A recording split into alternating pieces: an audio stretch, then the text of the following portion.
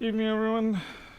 Just quickly cleaning down a holder I need for the 6S. And by cleaning down I mean, well, I'm going to scrub it as best I can very quickly, but it's going to be absolutely full of trash. Lots of dead tristar's and goodness knows what hanging out on it. Oh well. Yeah, lots of dead chips on that sucker. They'll have to go into the ultrasonic at some point. I'll probably fill up half the bottom of the ultrasonic cleaner with chips that I could probably sell on AliExpress as new. Yeah. I mean, they'll look new, they'll be nice and ultrasonically cleaned. Must be new. Alright, first thing, let's jump straight into this. Let's see, we've got a 6S. I've tried it with a different dock to see if it's not charging. I know my charger works. I've tried it with a different dock. It still doesn't take any charge. I disconnect the battery. It doesn't give anything still. Usually if you disconnect the battery and you try to connect the lightning port up, it should give you like 70 milliamp. You jump up to 70 milliamp, maybe flash the front logo up and then shut down again. It's not doing any of that. So I'm going to go under the assumption that it's a tristar, and my god, I forgot my glasses. I'll be back in a second. Make that a minute.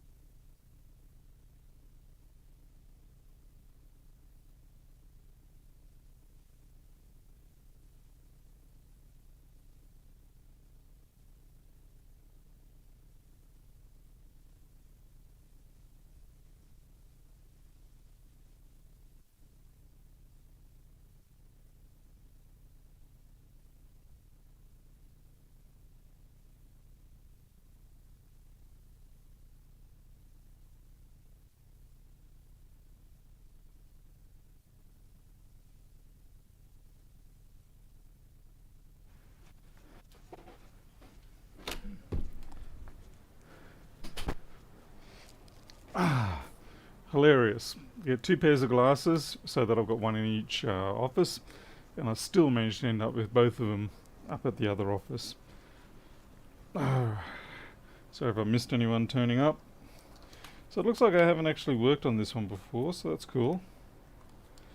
Means I can't blame myself for anything that's going wrong here tonight. Yet. Like, where is my green pen? I got my red pen. But I should have a green pen as well. Where is the green pen? Green pen's on the floor.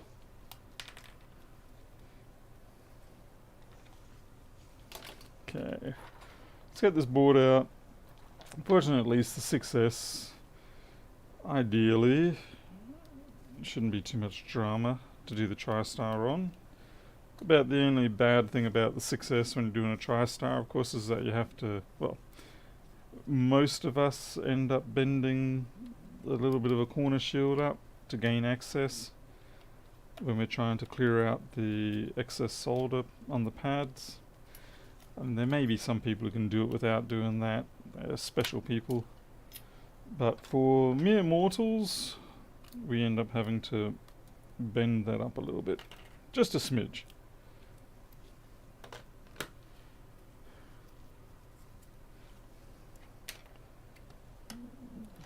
I do have Max to repair, but I'm sort of having issues at the moment. As in, I can't fix the damn things. They're all the new type ones mostly. You know, everything with USB-C ports and such. Often very obscure faults. I've had a couple. I had one yesterday that went up in flames. The backlight circuitry, something was wrong. Went through a layer. And I was testing it in the chassis, and then poof, it went up, and I was like, okay, that's bad news. Yeah, Of course, the data wasn't in there. It was a 1708, so I was okay. Alright. This takes forever getting all these screws out, especially when your magnetic tip isn't so attractive.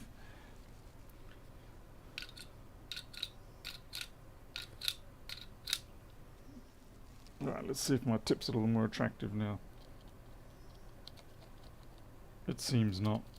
Ah, only ever so slightly.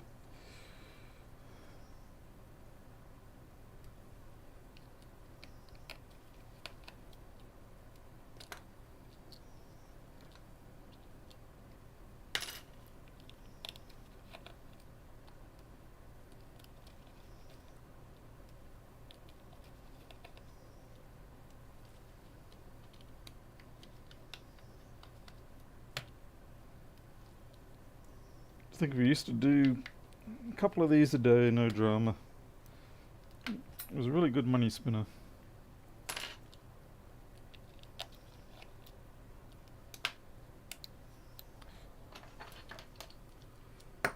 Okay, Steve, see you when you get back.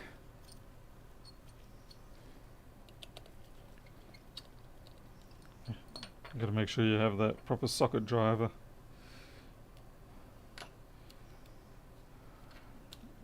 Let's see, get that up.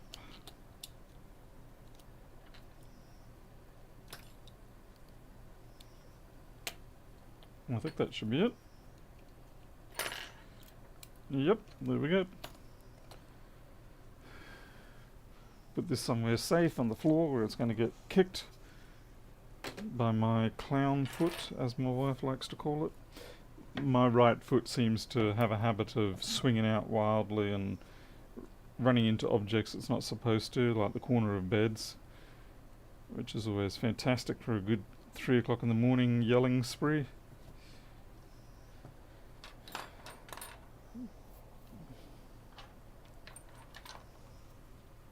Welcome back, Steve. Hey, Andrew.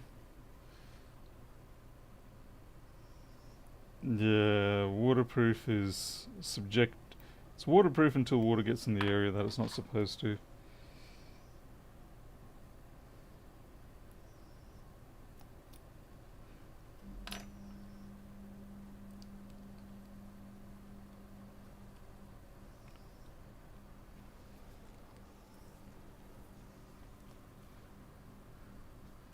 Barrier you call it crazy legs, though.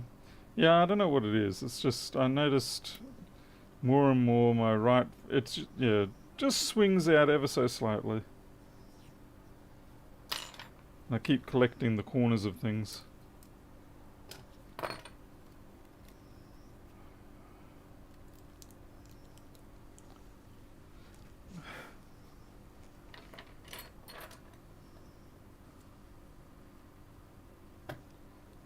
Alright, let's get to this tristar. Take the glasses off, don't need that.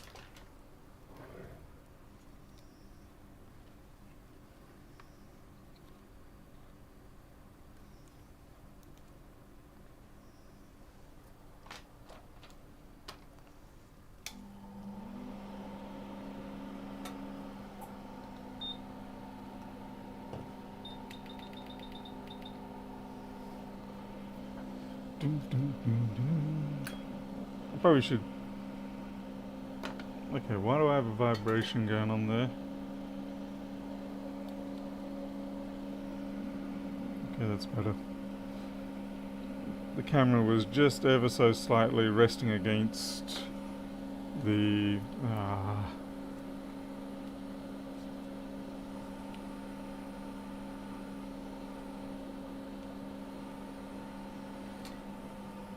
Yeah, resting ever so slightly against the fume extractor. Anyway, I'm being a bit stupid here. Well, not really, but I'm using a 9mm nozzle. The thing that usually you end up grabbing are these two poor resistors here. They always get displaced.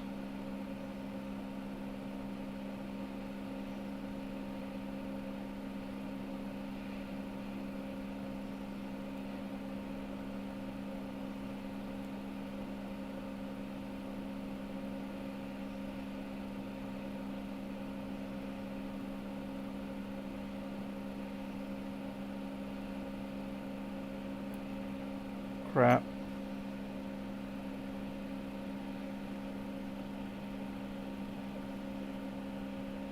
Oh boy.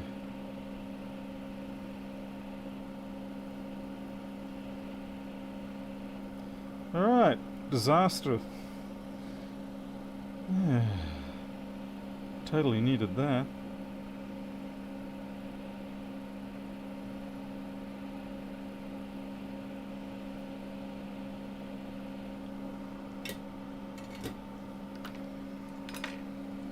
Wonder what else I knocked off then.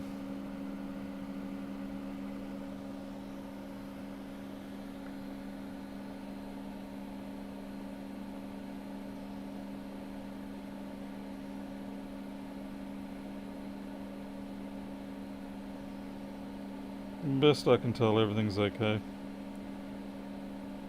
That was a good example of don't panic. Sure started to. Just gonna. I wonder if this HDMI cable is bad or whether it's the socket in the camera that's bad.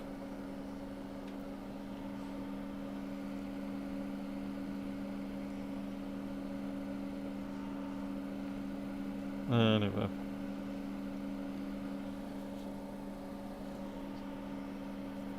Hey Christian. Hey DMX. Yeah, color bars when the cable comes out. Alright, so now we've got to do the bend up. It doesn't take much and I'll push it back down afterwards. I do need to change my soldering iron tip. The 1.2mm chisel tip's probably a little bit excessive for this task.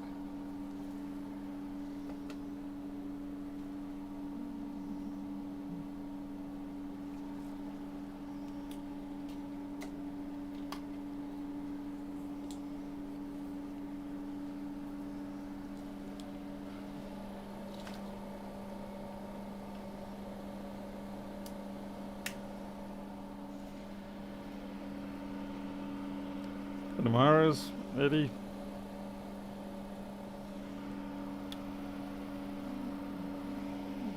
Just looking around to see if I can find a length of solder that I've ripped out before. Looks like I'll be ripping out another one.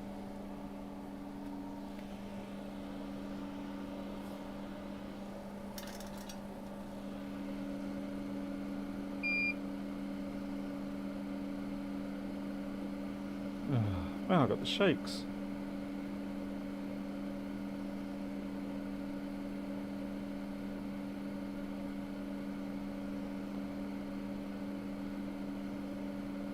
I'm actually having to use my other hand to stabilize the first.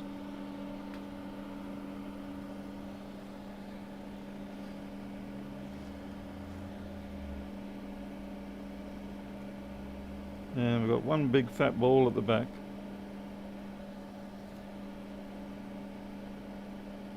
Just nab that.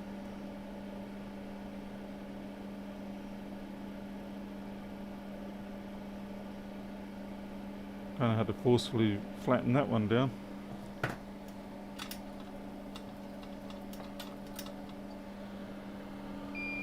Hey Toast Tech.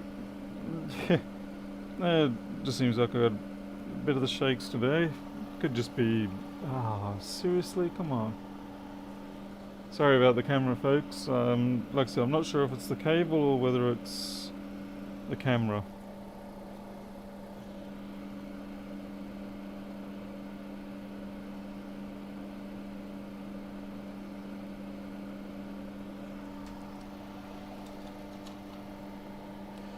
I guess the easiest thing for me to do is just swap the cable over tomorrow sometime and then give it a test run.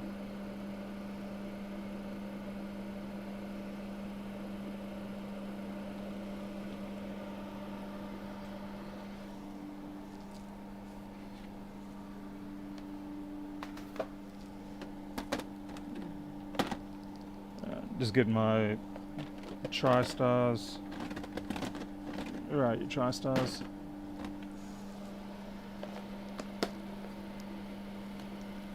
Andre, you're in construction now, construction industry. Yes, that will tend to improve your colourful vocabulary, most definitely.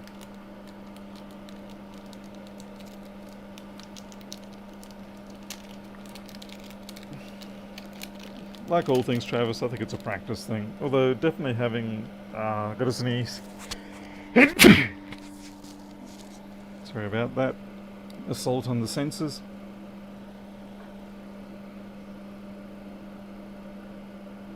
Yep, Paul, that's a great place to put the flux. Put it on the metal shield where it's not going to touch the idiot.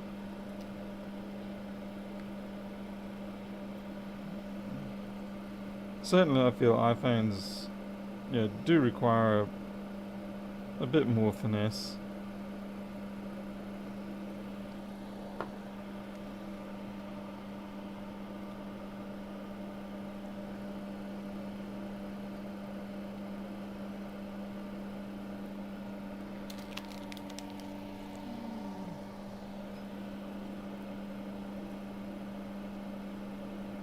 I mean, it took me, I think, about 2 weeks to convince myself I could get around to doing this a customer's 6S phone for the TriStars. I'd done 5S and 5C TriStars, and obviously they're no problem. Anyone who's done them knows that. But the 6S was a whole new game for me at that point. You got to realise this is quite a few years ago now.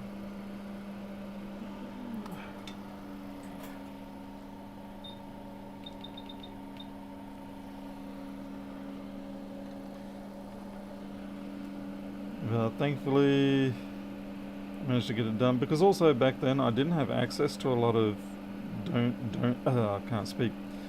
A lot of donor phones or anything like that, so it was.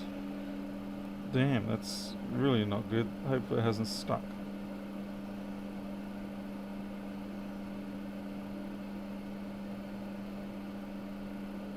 I know I don't want it to be perfect, but it is drifted a little bit too far.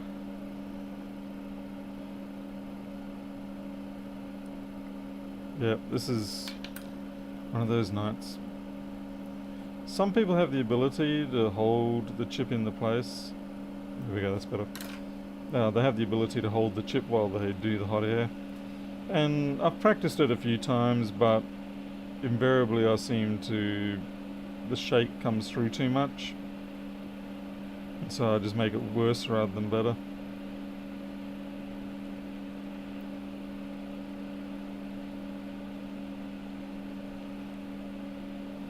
I think that just sat down.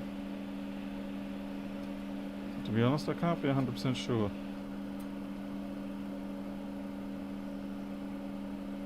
But everything else is sort of reflowing, so...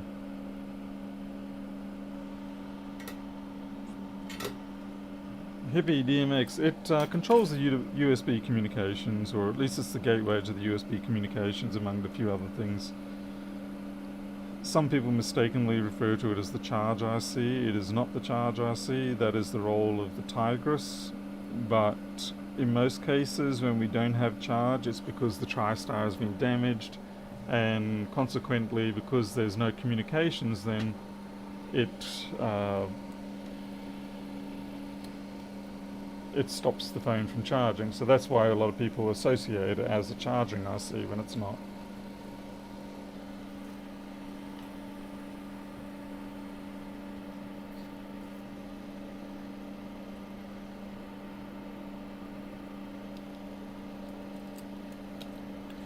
People also refer to it as the U2 chip, which it is. It's only the U2 chip on one or two models. The rest of it, it's not the U2. U2 being the part designation. Okay, just cooling off the board now.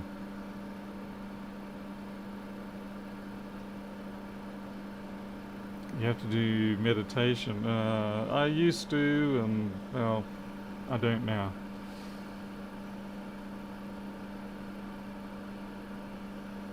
By the way, I made 27,000 subs the other day, so Thank you to everybody who has participated in subscribing.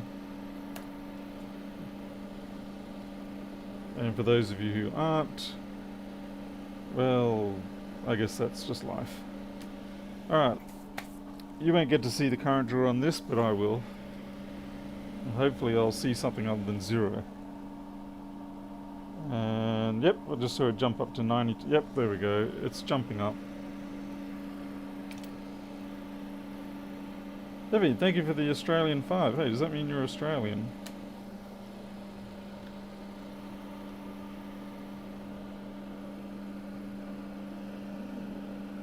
I'll put that towards my coffee lately. Alright, we'll put it all back together to confirm that it actually boots and everything. The first thing we're going to do is just squish that back down a little. You can't really straighten it out, but you can flatten it so that when the sheet goes over, it'll stick down again. Now, question to those of you who do this on a very regular basis. Do you bother sticking this down again, this adhesive? Because I find it's a little bit temperamental to get to rebond. Looks like I got lucky this time. Do you have a trick for rebonding it? Do you use something like B7000 on the perimeter? Yeah, it looks like I got lucky though. It'll probably peel up while I'm talking. Hey, John Mello. Dave's latest dumpster giveaway. The last dumpster thing I saw of his was him having the color calibration screen. Other than that, I haven't seen anything. Okay, so we do use B7000. Okay. Well, this one appears to have stuck down anyway, so I'm happy with that.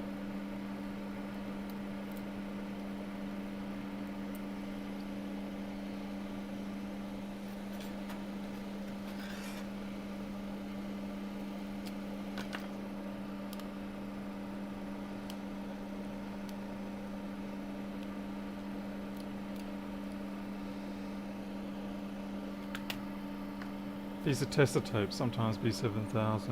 So normally I would use 15mm or 20mm wide Captain, but I don't have any at the moment. I've got to order some more, but I have to order genuine Captain tape, or at least genuine polyamide tape, as opposed to that stuff, which is brown plastic tape. And you know it's brown plastic tape when you heat it, it just curls up. It's like, yep, you're not polyamide tape. John Hurt, look, let's see, start work 25 minutes, we work car park. Doing security, oh man. As a youngster I did that sometimes. Which is kind of ludicrous because I wasn't going to be able to stop anyone. Maybe they didn't want me to stop anyone, just the presence is enough. 4 brand new key light scopes. Crikey. I don't know how Dave pulls that off. Okay, 200. Okay, it seems like we've got a bit of a boot cycle going on here. No, I don't think we're having any luck. Maybe the tristar's not installed properly.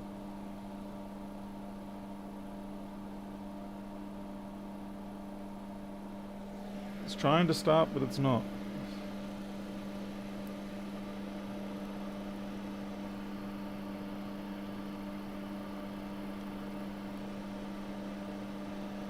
It's entirely possible I did not install that correctly. And I undid the wrong thing.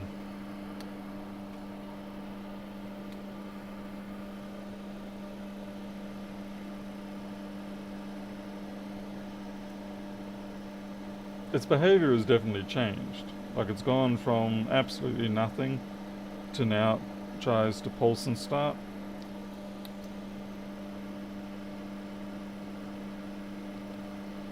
And this test flex just doesn't want to play ball.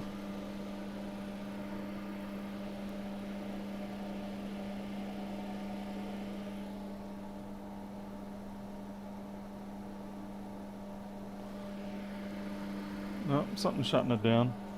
Alright. So unfortunately this is not we'll try redo the tristar. If it still does the same thing, then we know we've got an additional fault somewhere.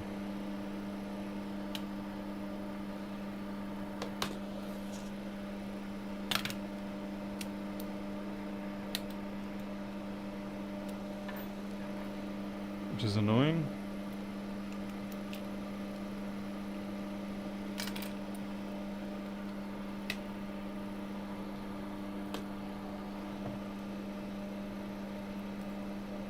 We're just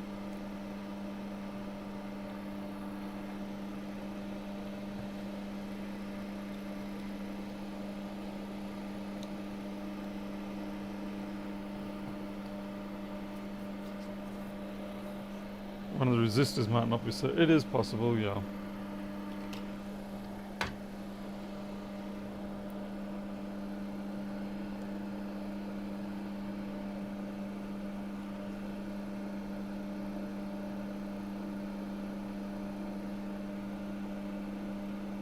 As far as I can tell, those two resistors are in the right place. The only thing I can possibly think of is maybe the tristar didn't sit down right.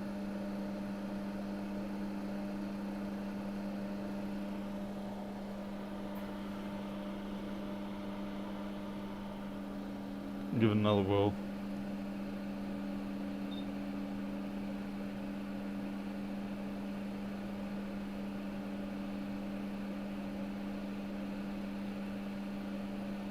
These tweezers are actually bent the wrong way.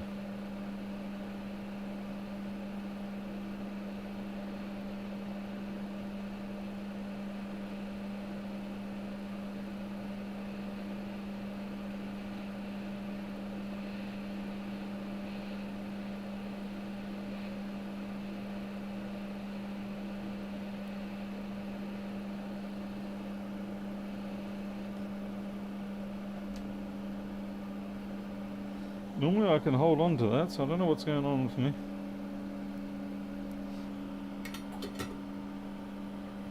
Hey Bunty.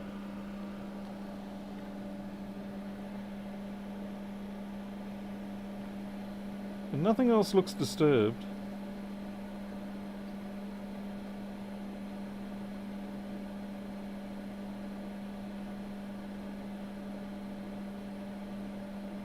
I'm going to guess that maybe just one of the pads didn't sit down right.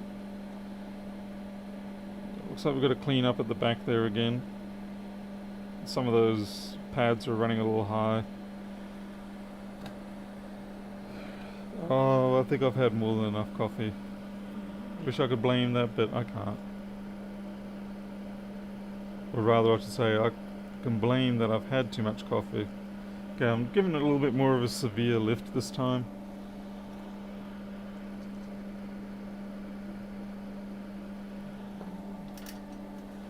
Better to have a little bit too much lift there, and yes, damn it. I hate it when the solder pulls on the opposite side to what you actually want it to. I can't see anything else blown off, so yeah, I mean it is possible, but I just can't see anything yet.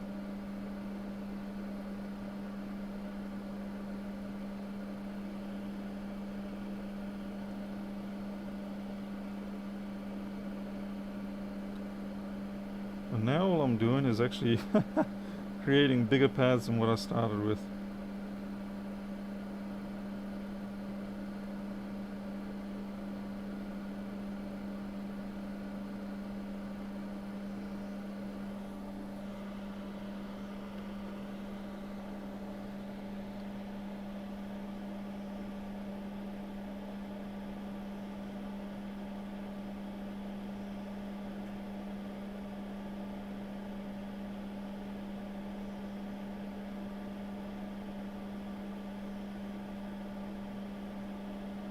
Yeah, I definitely can't see any problems there.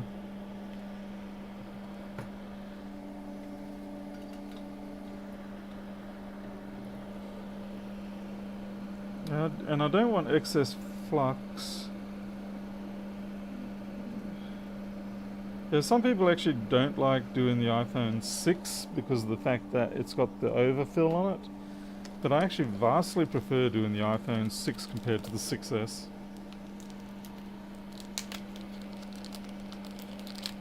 Alright, new packet of TriStars.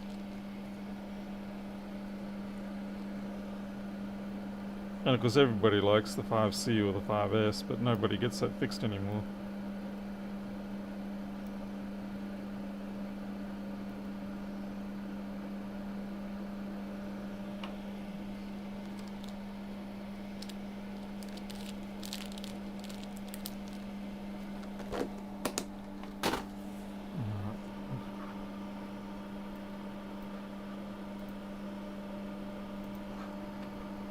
And just to make sure I'm not losing my mind,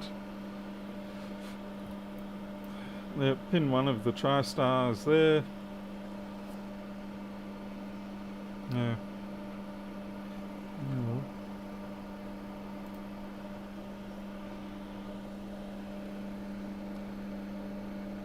Oh yeah, I've already added the flux. Goes 16A3B. Jason Vilma was around, he told me in an instant what I'm doing wrong. Probably the first thing will be, Paul, you're fixing an iPhone, so it's already wrong. He can be harsh.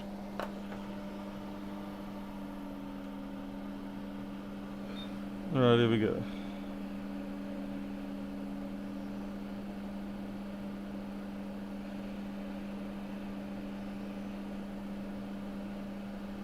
This is what I hate about having too much flux. See how it just floats around.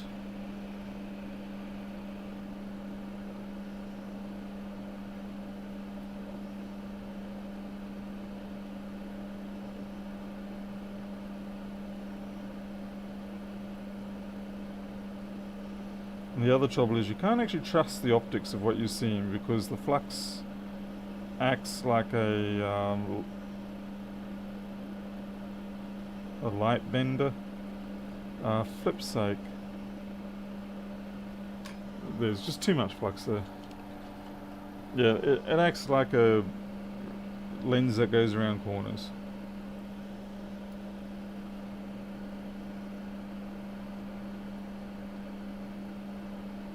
And so when you think you're looking at, when you think the chip is actually offset, it's really sitting on top, but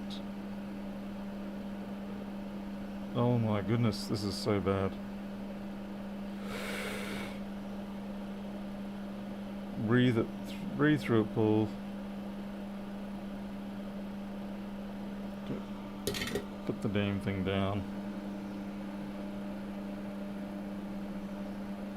It doesn't have to be perfect, but it does help if you have it a little bit on the alignment. Still too much damn flux.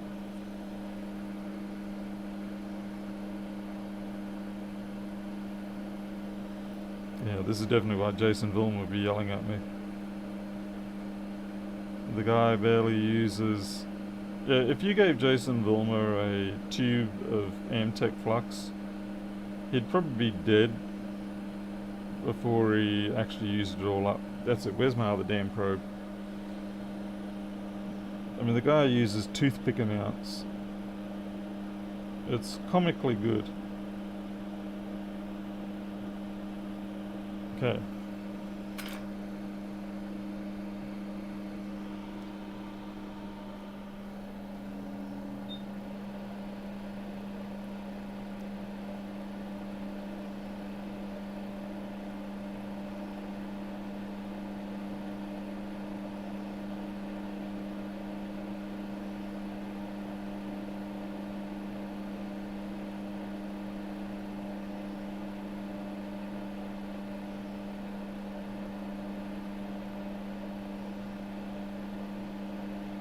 Alright, that's good. Now that's gone into place.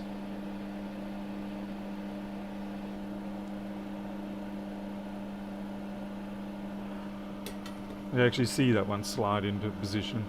Hey Tony W.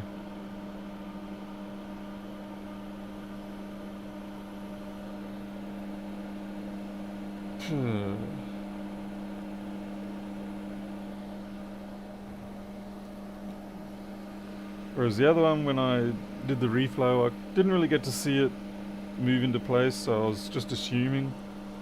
Anyway. No, I prefer not to tap with something like that. Often I find when I tap them, I destroy them.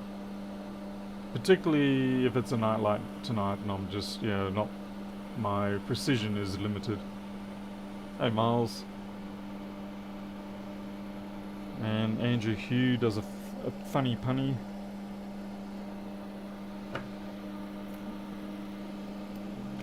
Okay, not going to put the screen on it this time, we're just going to put the battery and the charge flex, and that should be all we need to see if it does anything.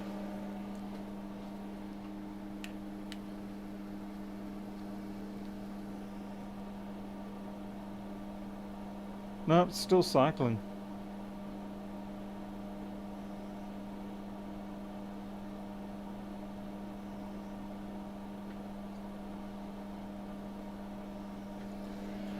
Alright, okay.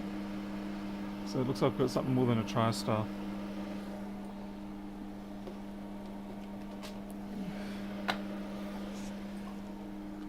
Let's see what we get when we try to power it directly. Other than sparks and flame.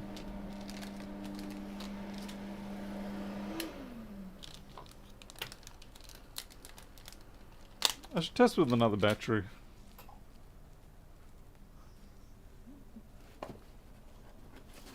It's entirely possible the battery's cactus, but even still it should... It's not exhibiting the behavior I would expect.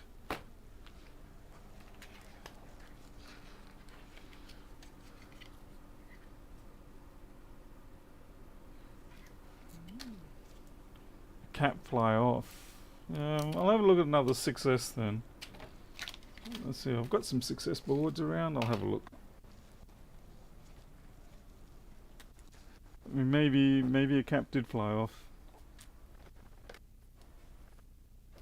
Boards. No, that's 6S.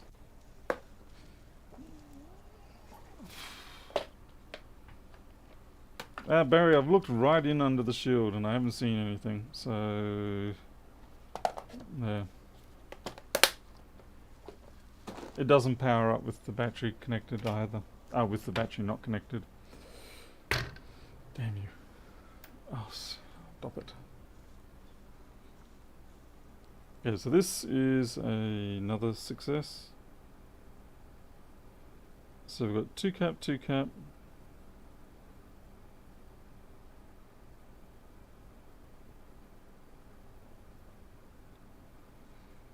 It all looks as I would expect.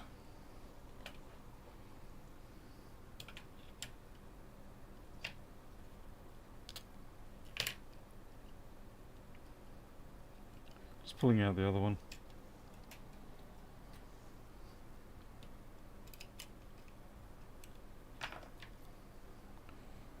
Alright, so this is ours, the one that we're working on.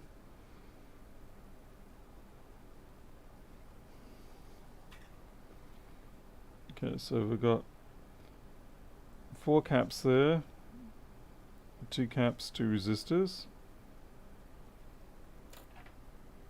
Actually, why am I holding it up like this? I can just stagger them and look like this.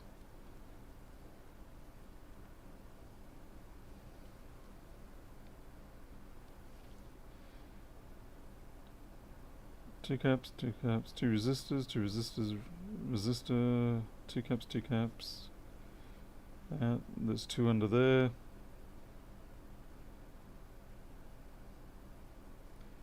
And none of this stuff here was modified.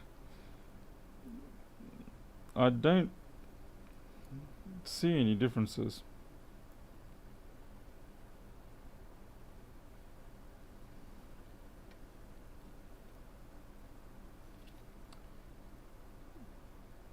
So cap, resistor cap, double cap, cap, resistor cap, double resistor rather. Then if you look under the shield, there's nothing else. The resistor's intact, This thingy is intact. Those caps are intact. I really can't see anything out of place. Sorry, I just can't see it.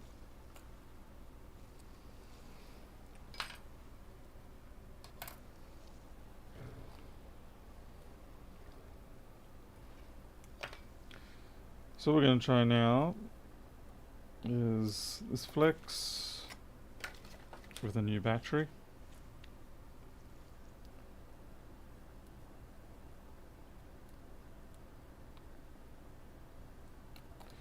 And see if we have any change of behavior with a proper battery.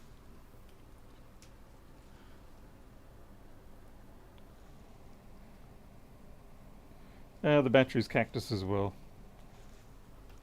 So the first tristar must have been fine. The battery is also cactus in this. I think what's happened is that this has been lying around for a long time and the battery has just internally died. And so we basically replaced the tristar twice for no good reason. Out of focus? Pff, yeah.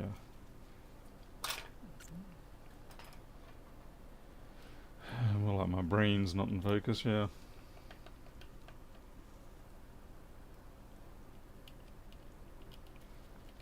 Yeah, as soon as I put this battery on, I was getting 1.8 amps charge.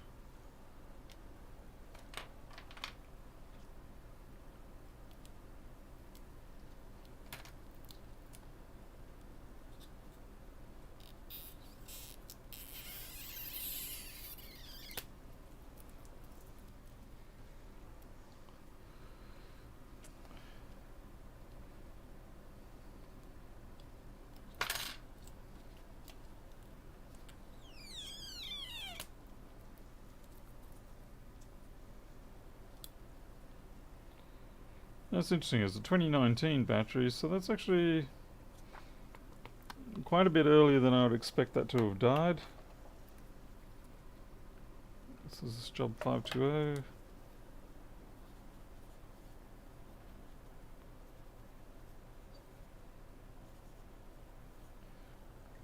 Maybe dead.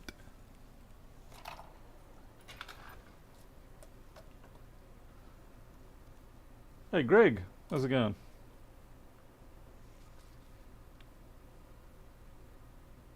Did they ban you, Greg? What happened? Tell us your story, Greg. Was it because you were complaining too much about couriers?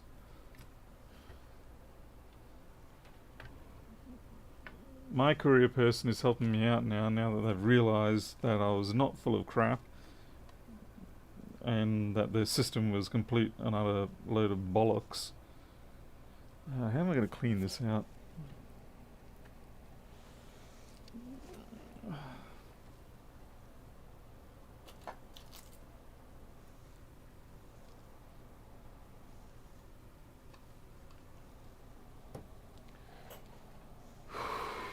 Where are you, Q-tips?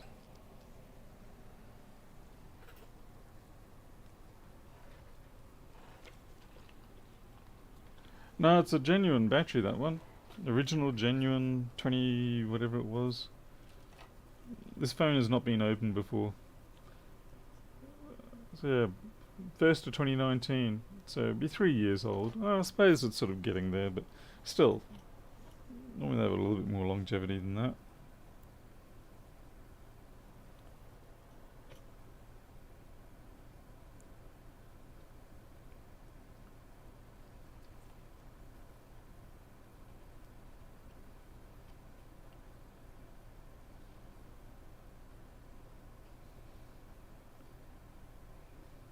Leaving your little hairs everywhere.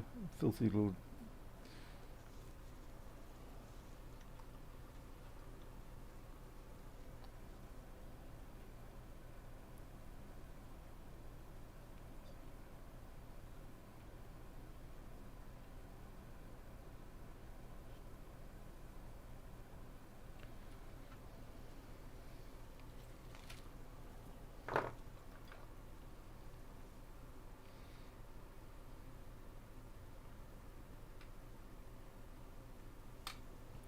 Geez, Greg. Wow, they're really going crazy with their bannings, aren't they?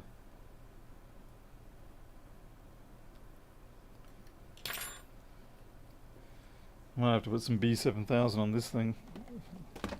I used up my free re-adhesion. Now I've got to apply some.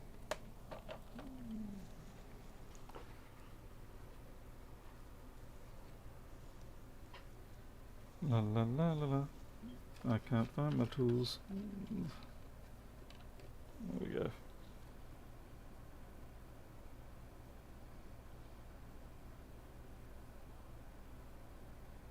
Come on. You know if you squeeze too hard, this is just going to go spook.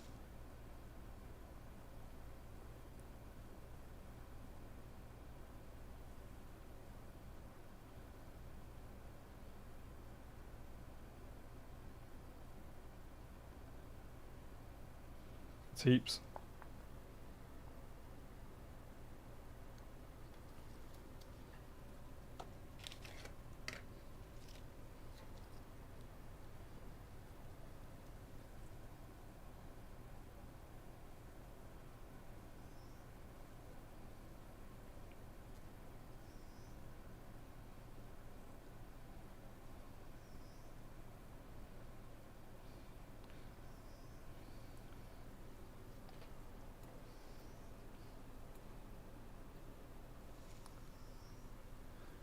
Hey, Tonto.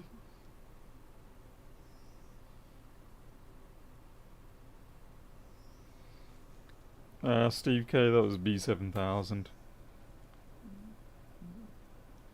But the only downside of it seems to be that it leaves little snotty strings everywhere.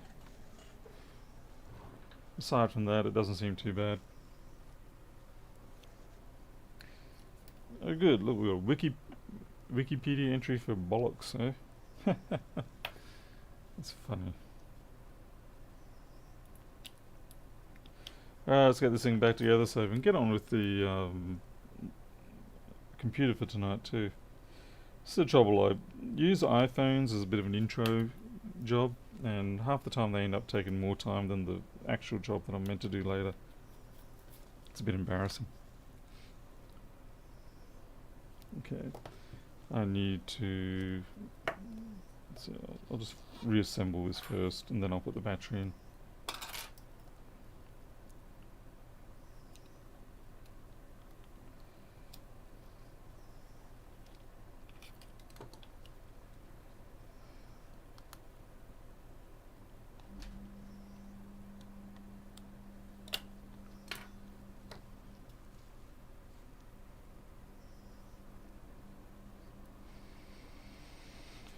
Right. I'm going to start with the top left corner because it is always the one that I worry I'm going to misjudge my placement of these screws. And then if I take the wrong screw away, then I'll lose my unique pattern for, like, now. Ah, there we go, yeah.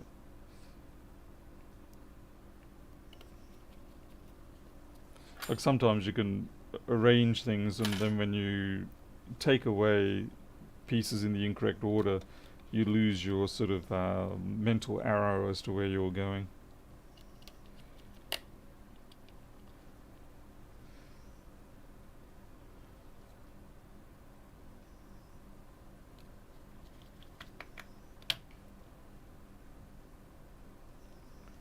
Sure hope this works.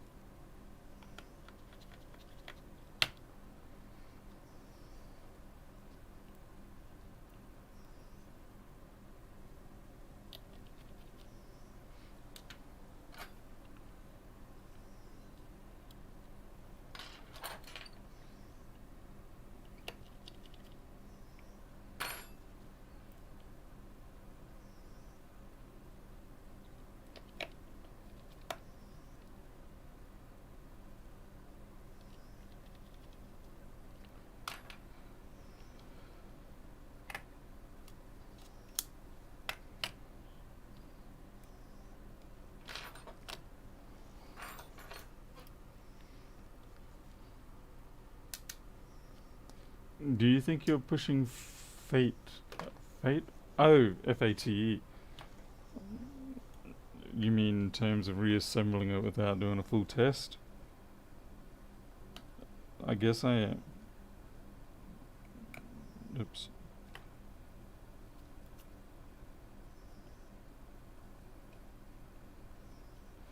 Gotta live a little, don't you? I don't get to ride a motorbike anymore, so gotta get my thrills somehow.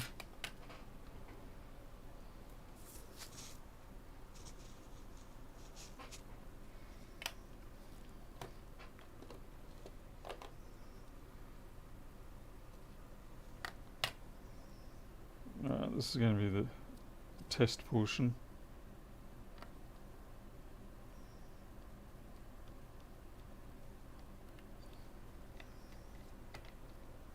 This is the new battery. Naturally the blighter doesn't want to... Come on, you little mangy blighter. Okay.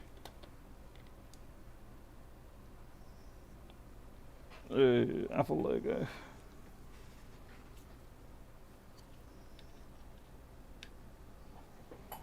And we're charging at 1.8, 1.9. So yeah, we're looking good again. And some people might ask, well, was it the battery all along, as in the sense of, was the TriStar not even faulty to start with? Pardon me, the answer is no, the TriStar was faulty. The difference was that before I changed the TriStar, when I plugged it in, it would just stay at 0 or whatever. Okay, so okay, that's good. Yeah, it would just stay at 0 no matter what I did, or 2 or 3 milliamp, things like that. But when we changed the TriStar, it was jumping up to 200, then coming back down, jumping up to 200, coming back down. So the behavior did change. Alright, so that's good. We'll finish reassembling this once I've turned it off.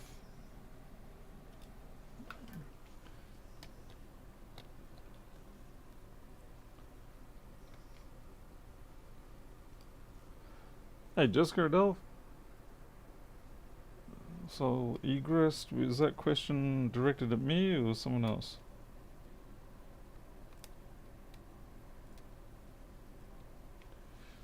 Just need to put a proper battery adhesive in there for that.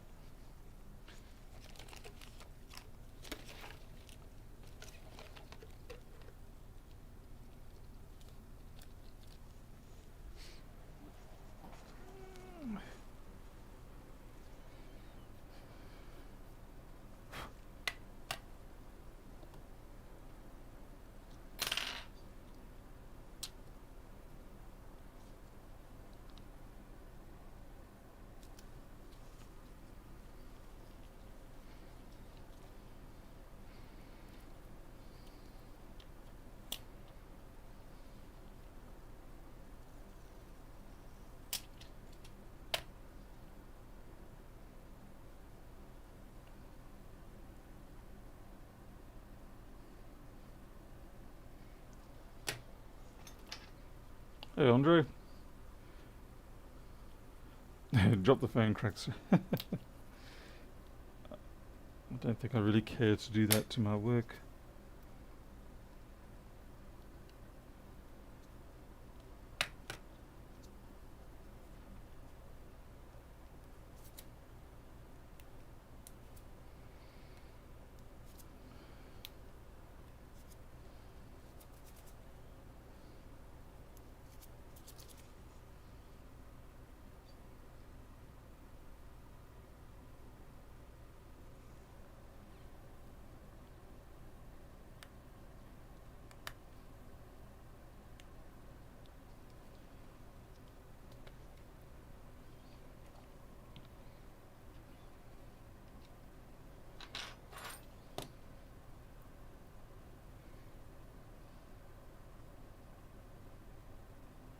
Why are you being difficult?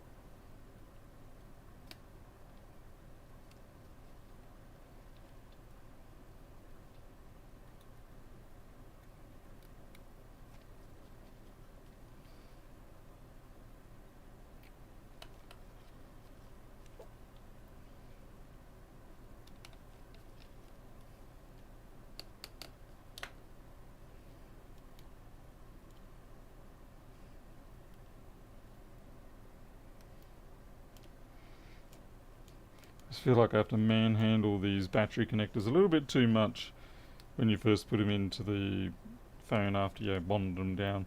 Now I know the way you can get around that is by plugging in the battery and then bonding it down. Oops. But that comes with its own risks.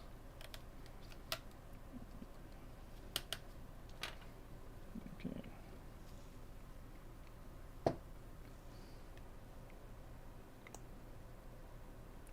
Alright. What's going on there? Something's popped up and is blocking it. Sometimes it's those little tiny pieces of metal that come out from the edge of the plastic separator. Yep, and that's exactly what it was.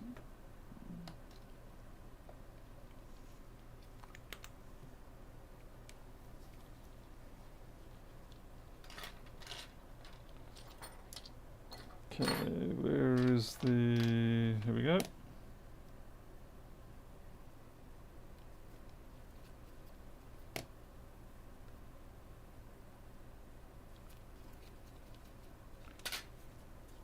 Okay, plug it in, make sure it boots itself.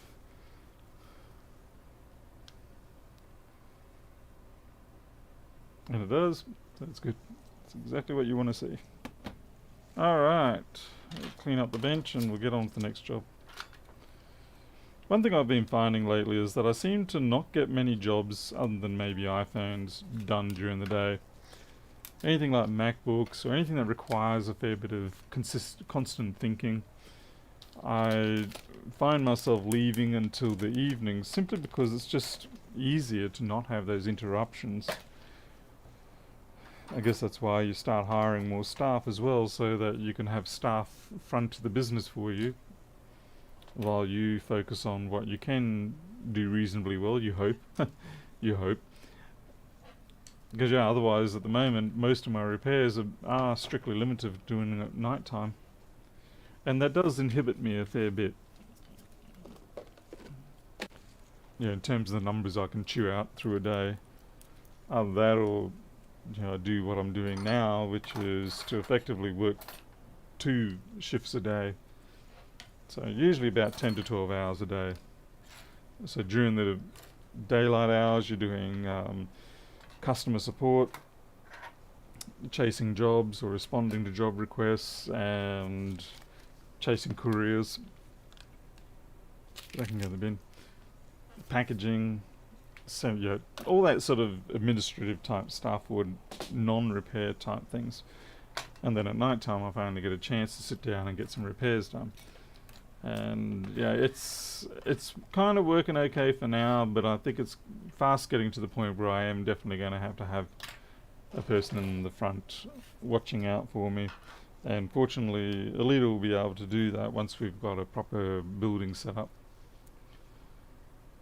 See, I don't need a good technician. I just need someone who can handle the front office for me. If you end up with 2 technicians, we're going to have an even worse business then. And then after I've handled the front office, then maybe I'll look at a second technician.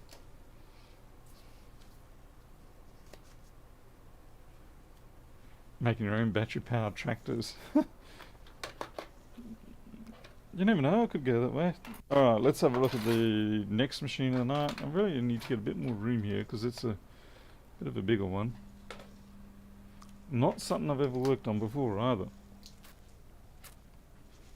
But the person was, I wouldn't say insistent, they were quite eager for me to have a shot at it, so we'll give it a whirl. Alright.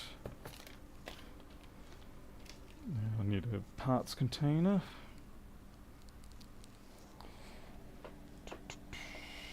Parts container. I need to buy another... Hell, I may as well just buy another 50 parts containers. They don't take up much space when they're not doing anything, and it's nice to be able to just reach up and grab one when you need it.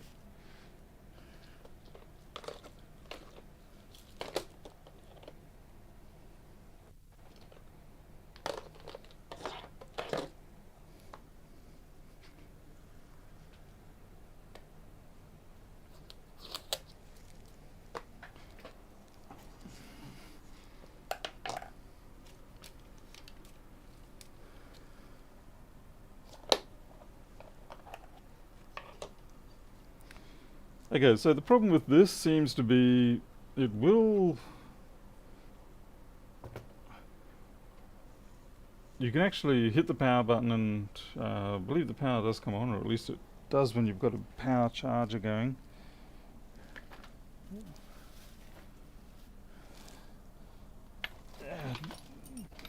You watch, I'm going to have to go downstairs and get the other charger. Fortunately, they use pretty standard Toshiba Asus 19 volt input. And there we go. Okay, you can't see that. Okay, so we've got an orange light. And you can press the power button and you do get an activity light. Well, not an activity light, but an on light. Now, I'm kind of curious if I put... this is a tough book, so I'm going to have to find a... Okay, put a USB stick in. Okay, the chipmunk says that we are on, but we're going to see if we've got any CPU activity. And it looks like we don't have any CPU activity, so it's... yeah, Saturn's killed it. Oh wait, no, we just did. We just got some CPU then. Alright, what's going on then?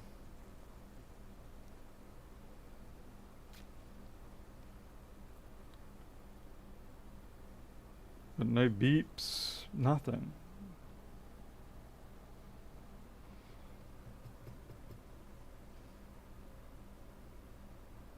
Bad screen? Yeah, it is booting and everything. I can see it now. It's alive. Just the screen's not coming up. So something's happened with the screen.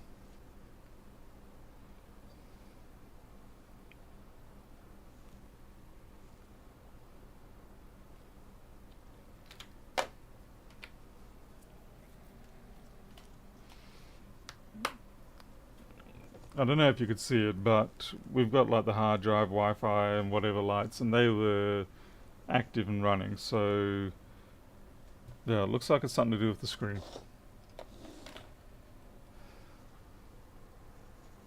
I mean, I could use an external monitor, but there's probably not much point because I can see it is coming up and alive. Now, where this gets interesting is how on earth do you get into these things? Looks serious.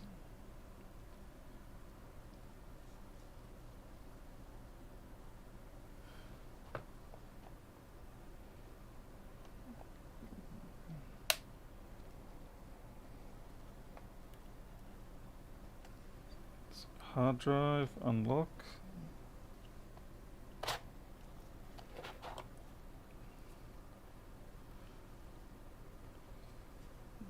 Yeah, this is a hard drive, so they must have a solid state drive because that's pretty much empty. Looks like we've got 2 batteries. Okay.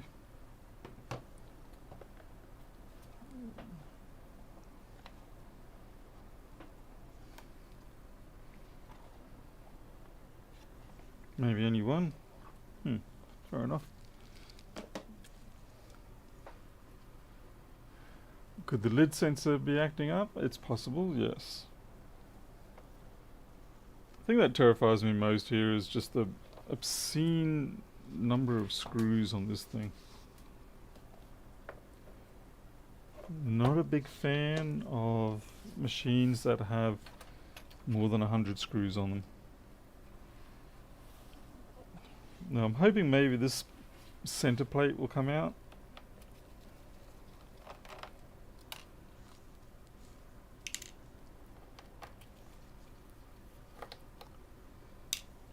Socketable batteries and socketable hard drives. L12, you're not coming out? What's going on with L12?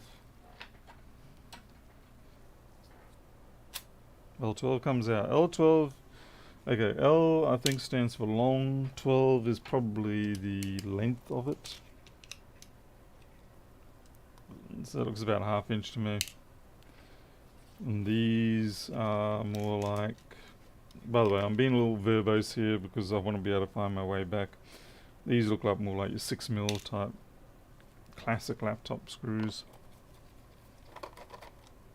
Yeah, same. Seems like the L's are explicitly marked. No, that is not what that means. Because those are also L12, but they are plastic, coarse plastic thread. Alright, this is going to be fun. And that's a long one as well. Ah, shoot, this is just not going to be a whole lot of fun. And that does not look like that comes off.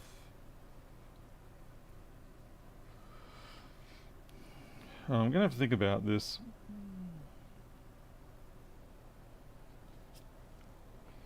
Otherwise I am going to end up with a hell of a lot of screws that I can't find homes for.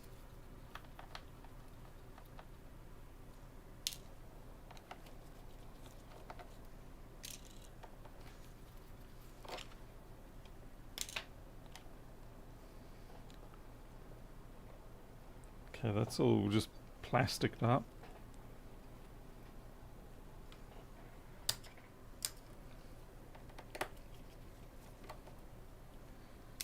These back screws are all the same.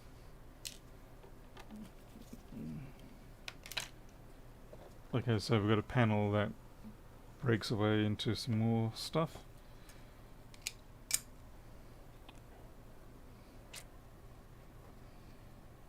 I don't know if there's screws missing because this one does not have a screw in it, but this one does. This one doesn't. So I think this has been worked on a few times before.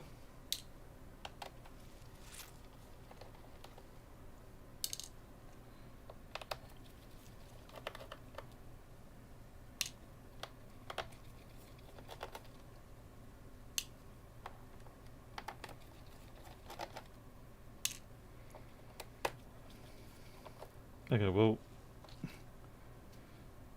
we know these broadheads are for the little covers that are in the place there.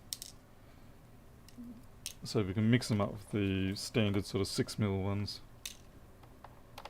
without worrying about cross-contamination.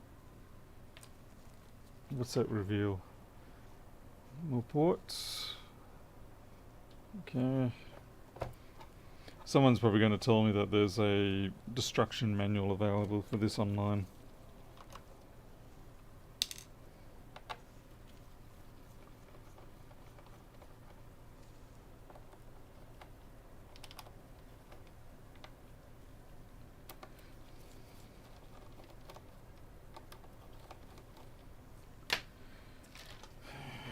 Another pair of screws that don't want to come out.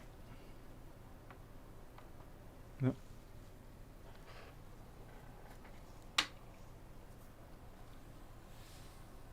These I don't think need to come out. They're just more with the docking holder.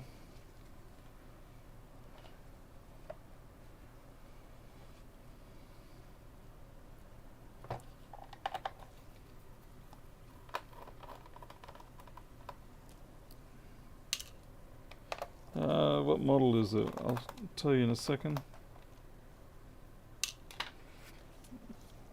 It's a GTAC or GetTAC or whatever you want. Model S410G3. S410G3. It's the best I can get for you.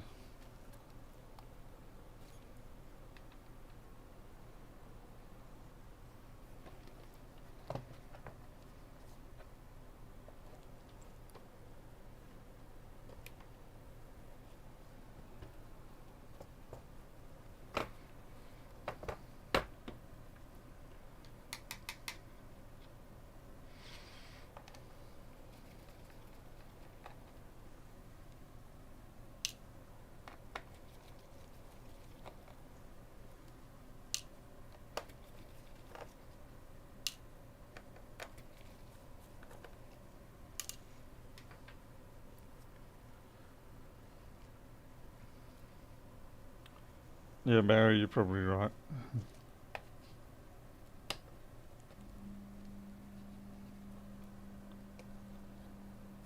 Are these screws under here, or I can't imagine they would be. You got screws? Yep, your screws. Okay, I think what's happened here is because of the age of the machine, it originally likely had all the little prettifying pieces of round plastic on top of the screw heads to stop it looking ugly in the perception of some people. And just over time they've come off, and there was only two left on here when I was looking at it now. Let's see, plastic spudger, alsjeblieft. Dank je. Okay, that keyboard looks like a standard sort of unit where you just no,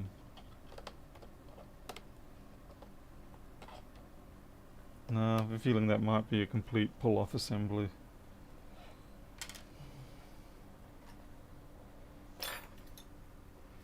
Andrew Hughes.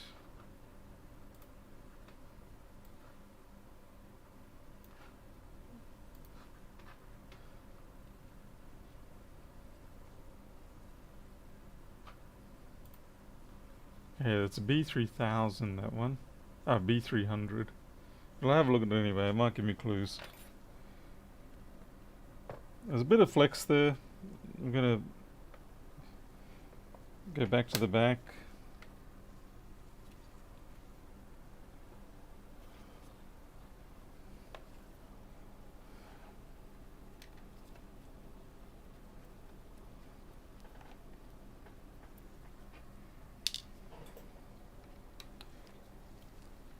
Don't know what that PDF's doing. It doesn't seem to be coming up properly.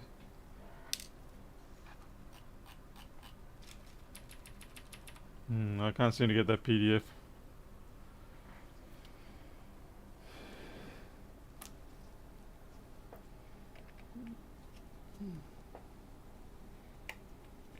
I should have asked for someone to send me the manual. Okay, the rear screen cover caps have already been... One of them was missing already. I have dealt with laptops like this before, with these sort of quirky back screen cover things. Guess we've just got more screws to undo here then.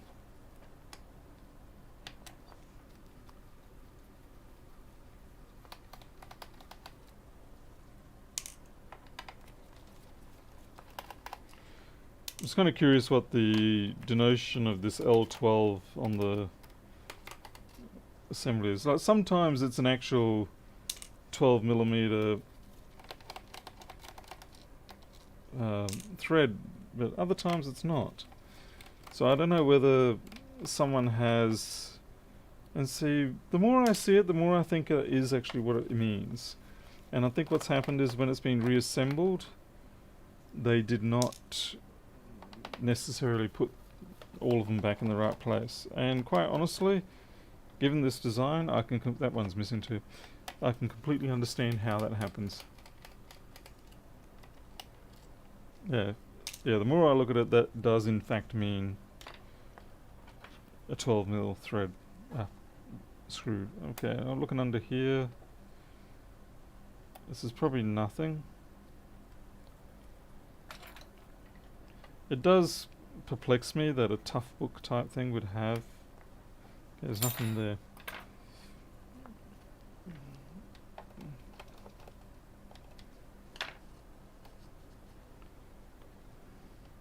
Okay, we've got separation. Stage separation.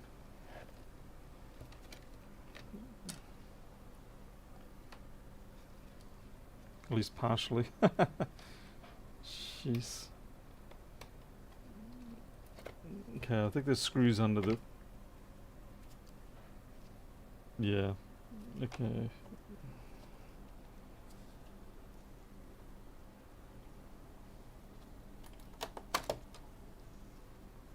Handle is free.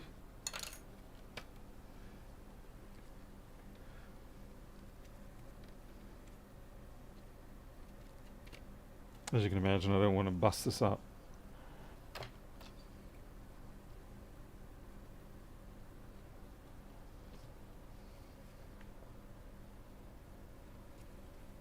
And I am wondering whether the keyboard has to come out before it fully comes apart. 2 screws next to the... Now, I don't know what they do, to be honest. I'll take them out, but I really don't think they actually... that one doesn't even thread out. I have a feeling they've been butchered in the past. Being plastic threads.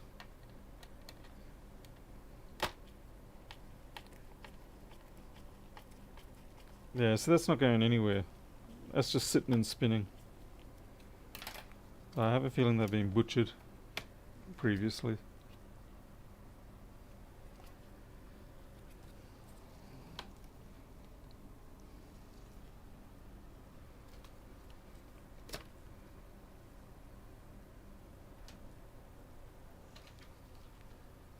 Check Discord. Okay, Teresa.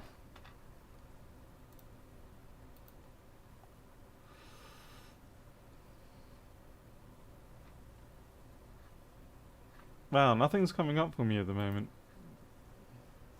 I'm trying Discord and it's not even showing up for me.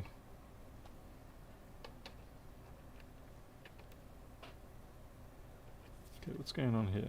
Ah. Okay, you're a CD drive bay. Okay. That was part of the critical process. 3 screws in the CD drive.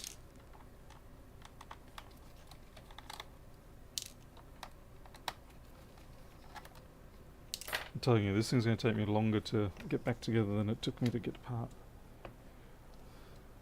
Okay, as far as I can tell, I have a feeling that this keyboard is going to have to come out.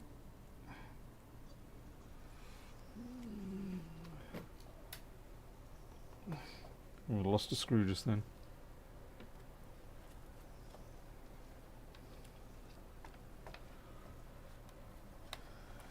A bit long in the tooth, did someone say?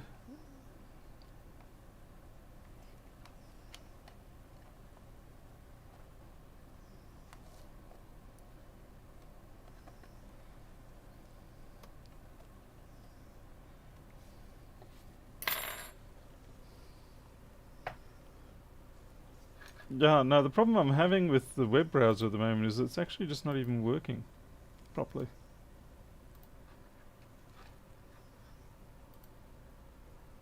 Like everything's just coming up a white page. Ah, here we go, finally getting somewhere.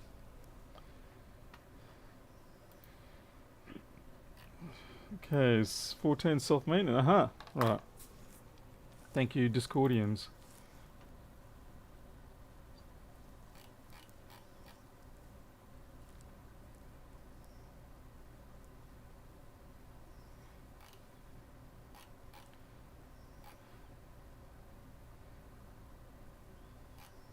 I'm now looking at the PDF, thank you.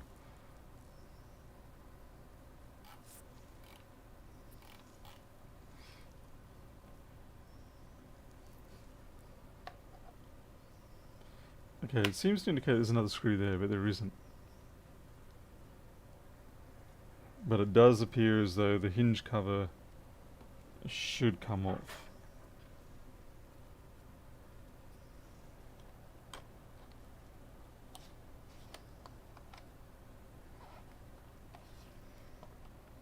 They just took one, yeah, there's one less screw here.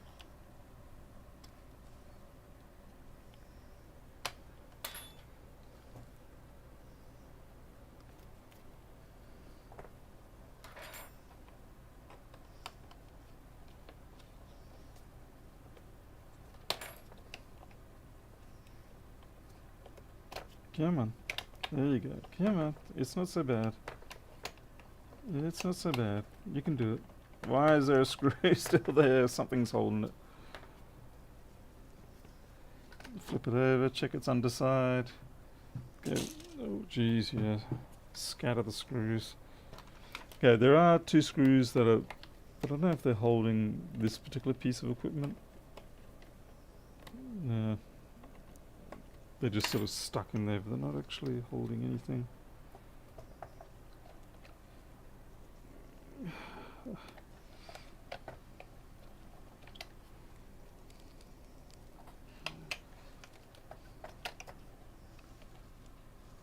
Okay, well hopefully the keyboard flips forward at this point.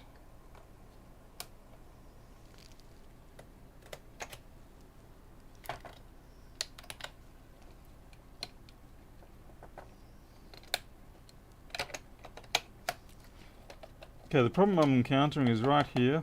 It doesn't want to let go.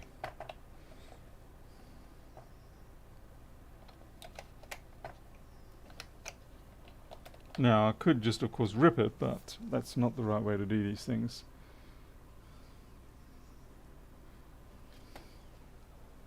No, the screw is more like near F8. And there's nothing else on this back here. Like, there's these two here, but they will not be responsible at all for what I'm feeling.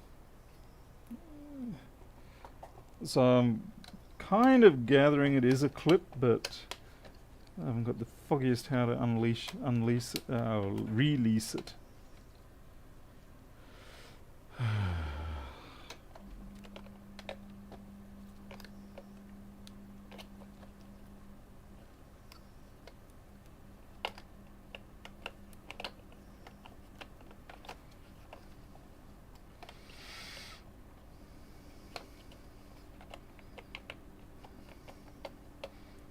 Some slop. I feel like Einstein trying to work out what's in the box. It's not a half-dead cat, because that would be Schrödinger.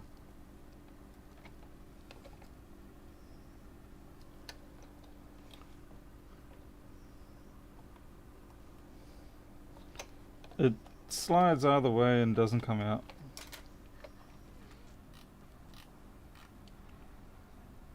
Flip the keyboard over and put it I love it how they just say, then detach the keyboard hinge cover.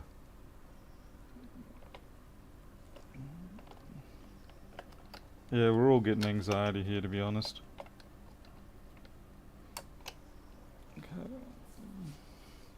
This is where you need a Chinese puzzle. This is where you need one of those little car camera thingy that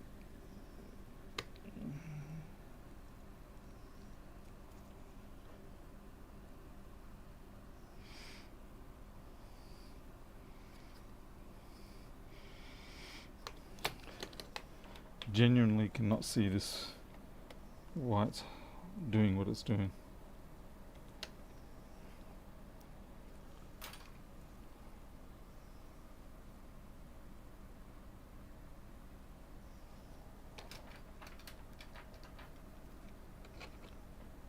I can't even do that, Barry.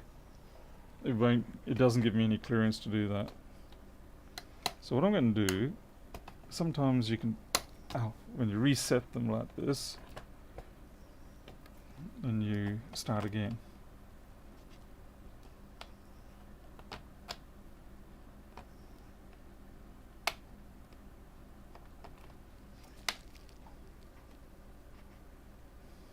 Ugh. And then bam, just right there, it's like there's a vertical bar or something.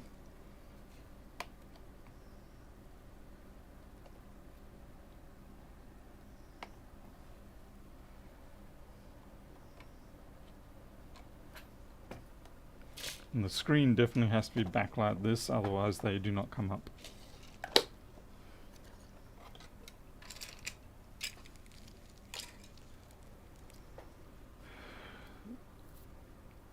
Now the two screws are already back off the hinge, otherwise I wouldn't be able to take them up like I can already do this. See, I can already lift this up.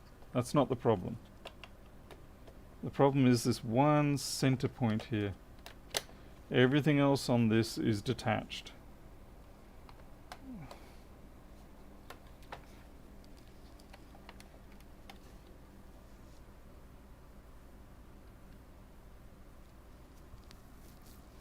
I'm just going to look further in the instructions and see if I can see anything. Or maybe even just from looking at the pictures, which are unfortunately incredibly grainy. Damn it.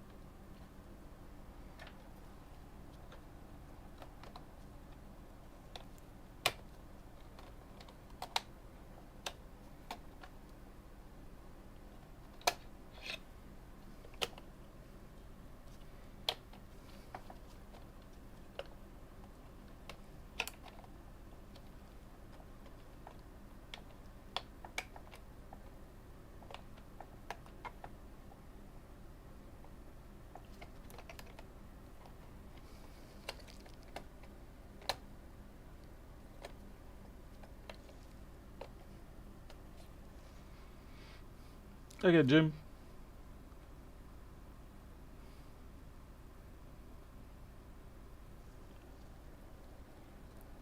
The only real, let's see, looking at the instructions, the whole keyboard should just flip forward, but I feel like it's bonded as well. I feel like they've put two-sided tape under it. So like if I,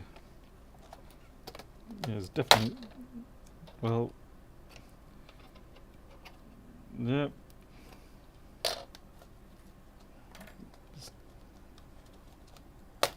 Yeah, bloody two-sided tape. Alright, and the winner of this is... Okay, how the hell is that supposed to work? Okay, I'll show you the latch, and you can see why it was pretty much near impossible. Okay, so that's the hook mechanism there. Okay, and it hooked deep into this. So what we had to do is basically,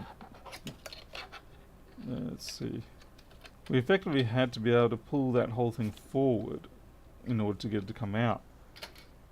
And that's why it didn't want to come out, because the keyboard was in the way, but we couldn't get the keyboard out of the way because the top portion wouldn't come out. So I'm guessing it was more of a case of it...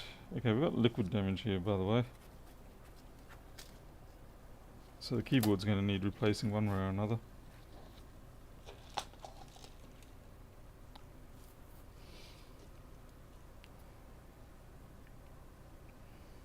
So is that... Looks like the right screw tab broke. Which right screw tab?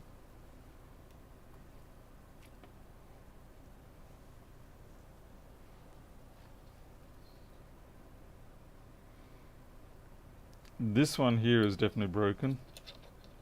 This one here. That was broken before I got to it.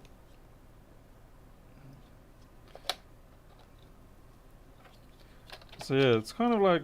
I don't know how they expected that to work normally.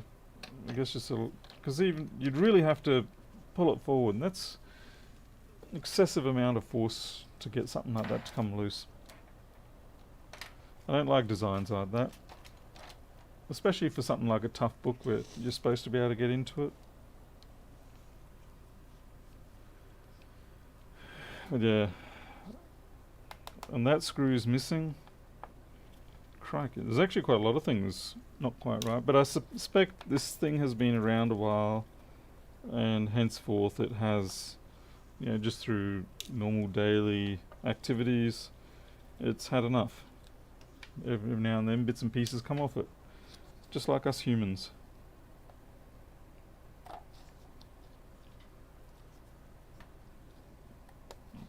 Okay.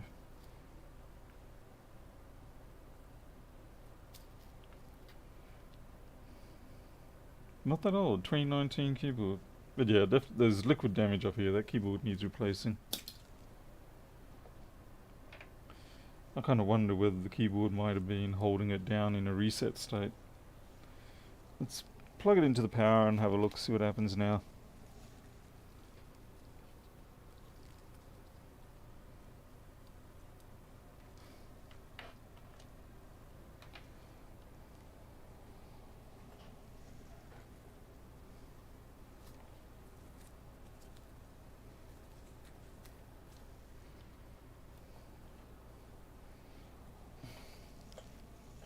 Ah, do you know when to power up now? That's it, I'm gonna go downstairs and get the big kahuna power pack. I'll be back in a minute or two.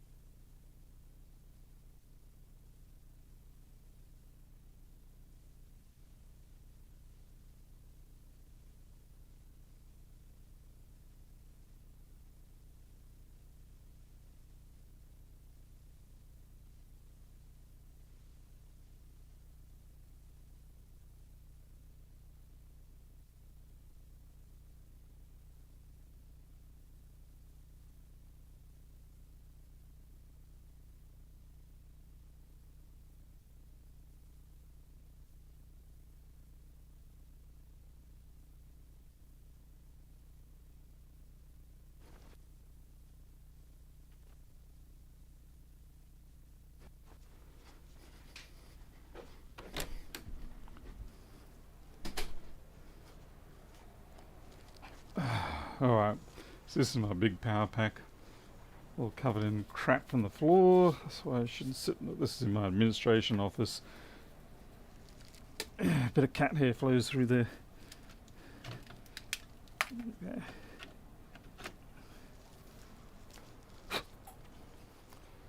It may not be firing up because of the fact that it doesn't have battery in it. Or because I butchered something. I'm not exactly sure which is more likely. We'll put the battery in and see what happens.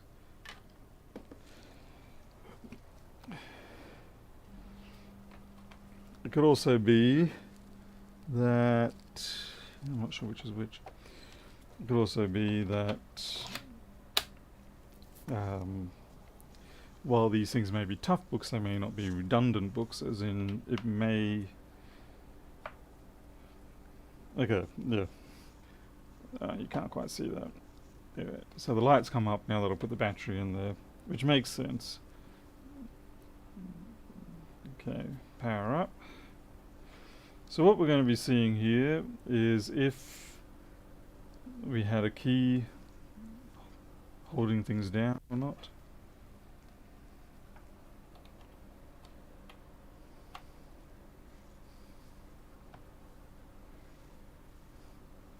And I'm guessing the answer is no.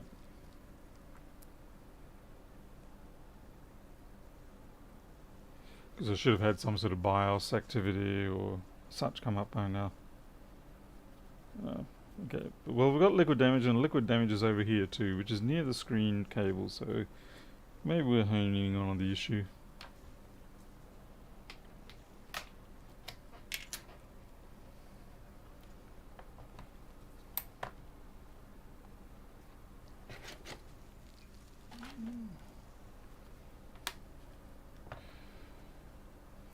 Okay, next level of madness.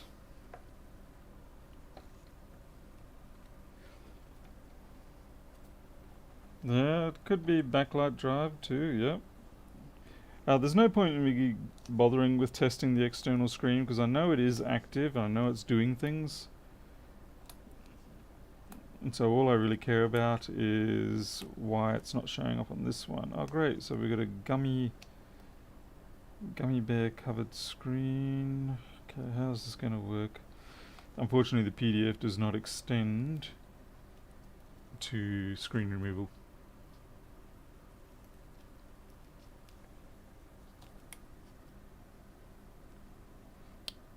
Looks like... Okay, so we've got screws here. This feels like... Yeah. Okay, so what's holding this screen assembly in? Oops.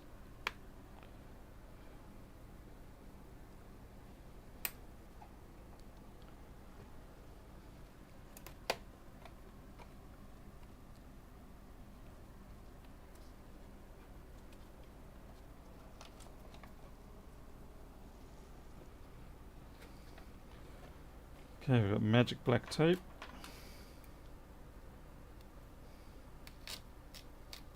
Nice. Covers the old DB9.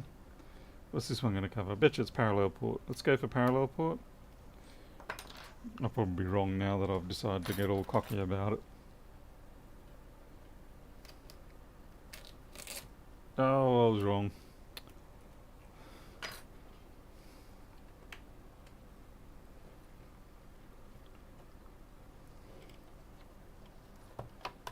Mongrel, that's what was holding it together, the bloody piece of tape. Okay. Yeah, we've got liquid all through the... Oh yeah, this is going to be fun. The fan assembly... Liquid there.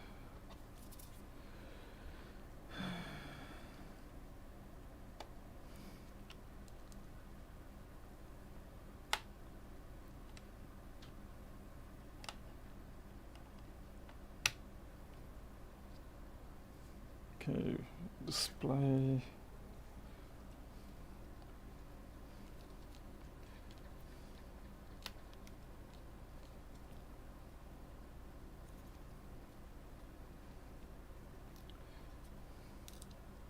God damn, these are nightmarish boards. I get probably something not too dissimilar to post-traumatic when I deal with these sort of boards. These sort of boards being these multi-layer sandwich ones. Memory's fine. It's locked in. I have had in the past where like ASUS boards where there'd be like 6 or 7 different sandwiches held together. And it was a damn nightmare getting them apart, and even worse putting it back together. And so whenever I see these kind of modular state, thingamajigs, it's like, oh god, here we go again.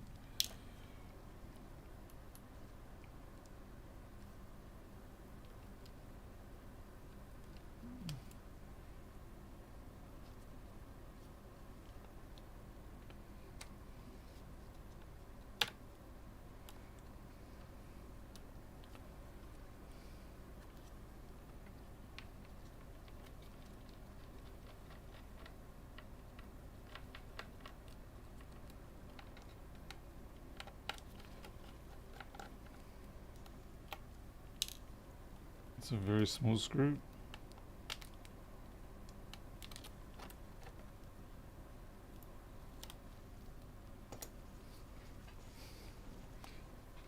Certainly knew these things would have cost a fortune.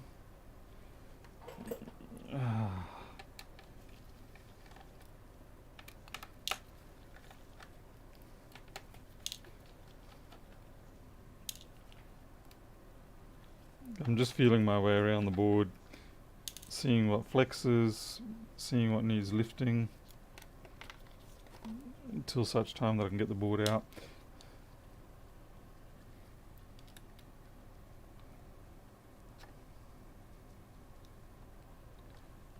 Okay, what have we got over here? Yeah, see, more of this sandwich crap. I don't know how they think that makes it more reliable, to be honest. If you want the most reliable boards, then you probably should just have them all on a single large monolith board.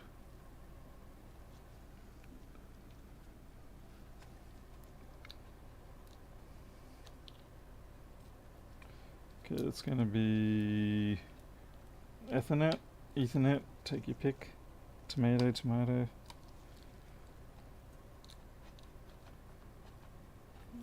Power cable. Screws under the SODIMM. Possibly, unlikely, but possible. But we'll see how we go.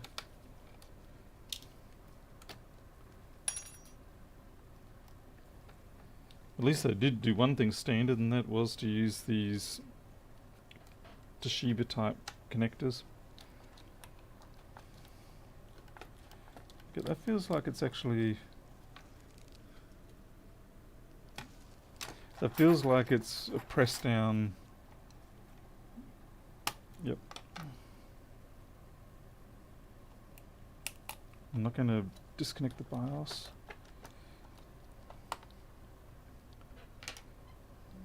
Cable. Okay.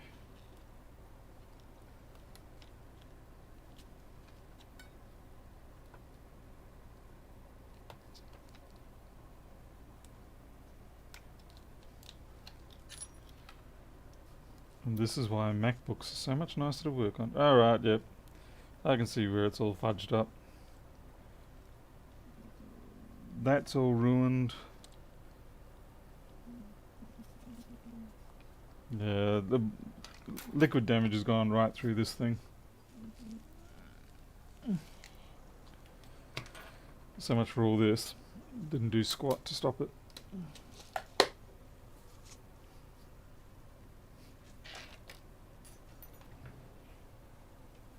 And this isn't even the display area that's damaged. This is the interconnect board to... So look at all that.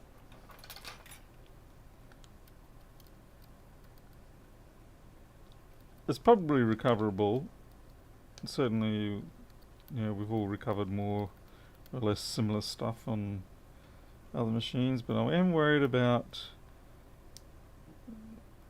what was this substance? I can't tell if that's conformal coat or conformal coke.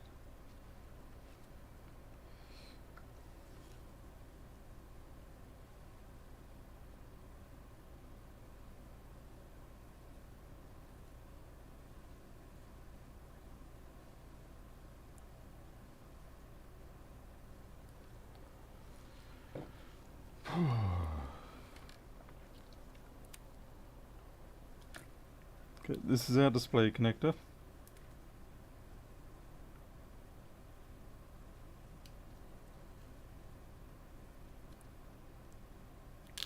I feel like I'm going to have to take all this shielding off, as much as I don't want to. Okay, so they've conformal coated this, but well, this is why when people say to me, why don't you just conformal coat circuit boards like MacBooks and stuff and stop them getting liquid damage? Because the problem is that when you get to connectors like this, you can't coat the connectors, otherwise you won't have any conductivity, or you'll have very limited conductivity.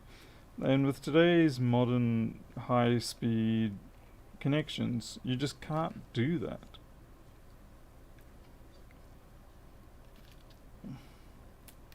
Oh, yay! And that's, of course, the fast battery area too. And you can't even work out what those chips are half the time, because they've got the conformal code all jammed in them. So you have to get rid of it, and we've had some arcing damage there. So yeah, I'm afraid to say this is, I didn't want it to be because it would have been more fun, but this is what I would consider a write-off board. Yeah. Yeah, conformal coke, I think that's going to be our new thing. I like it. I think we're going to go with that. But yeah, that sort of rainbow Technicolor stuff, it's not good. And all this. So this is a, well, it's either going to be a buck or a boost. I'm not sure the configuration exactly. But either way, that would have messed up things quite considerably. There's enough bridging going on there that we would have had whatever voltage we don't want going into places we don't want. Still, it is interesting though that it is booting and stuff, so internally it seems to be functioning, but the peripherals are kind of jacked. And look, I'll be honest and say I wouldn't trust it from this point, because you never know what's going to misbehave a little later. Okay, someone else has torn that away at some point. Probably trying to do the same thing I'm doing. Yeah, see, they've been ripping at it. Jim, yeah, they do, but they've been told that it is a mainboard replacement, and unfortunately I'm going to have to concur with that.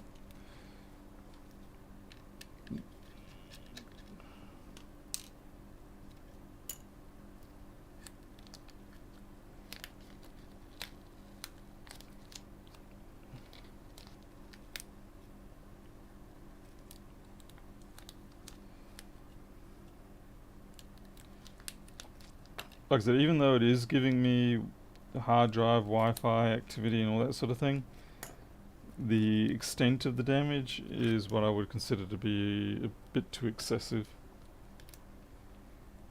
Particularly if you're using this as a tough book, so you do, by design, you kind of want it to be tough.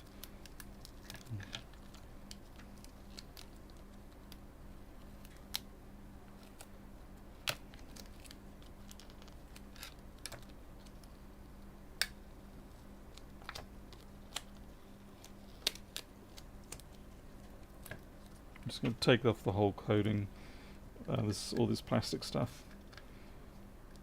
It's not saving anything anymore.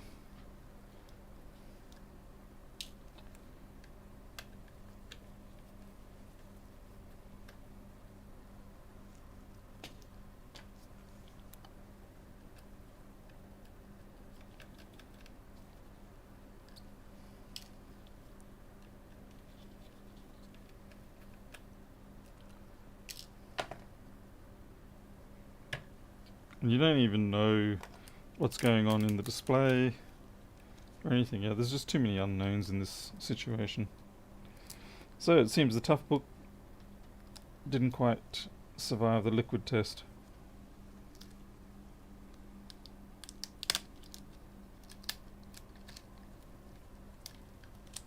Oh crikey, that stuff's sticky.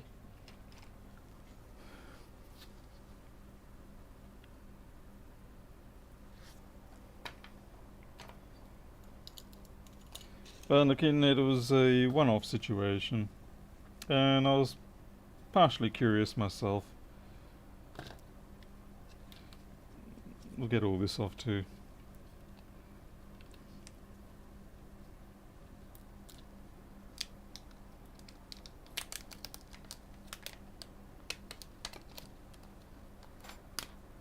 Ow, that hurt. Alright, CPU cooler's coming off.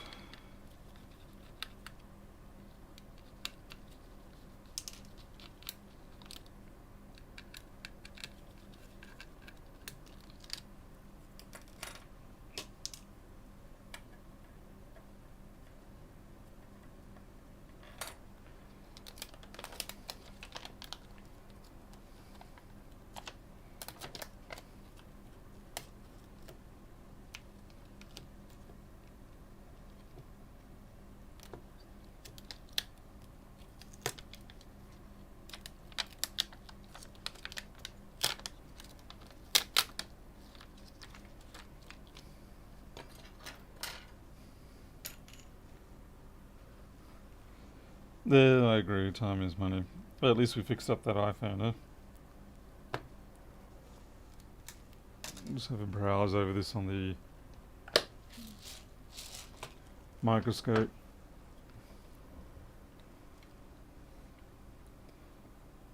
I'm kind of wondering if something might be blown with the display mux.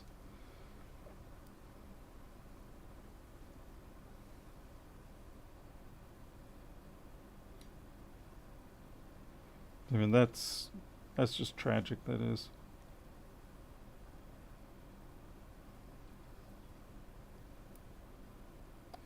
And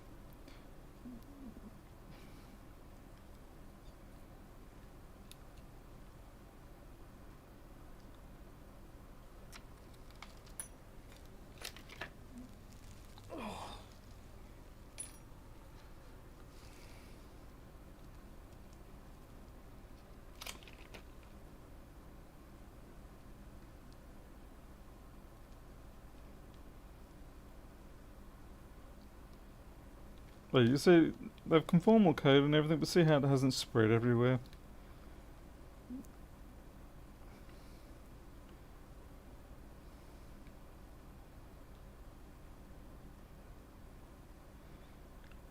So it's pretty useless bothering to conformal code. If you've got a tiny circuit board, then yeah, you can like dip the whole thing, and that can work. But for something the scale of a laptop, pretty much anything bigger than say a Raspberry Pi, and you really are not going to win when it comes to keeping water out. You may as well just save the money, make it so it's serviceable, and yeah, don't bother with all this stuff.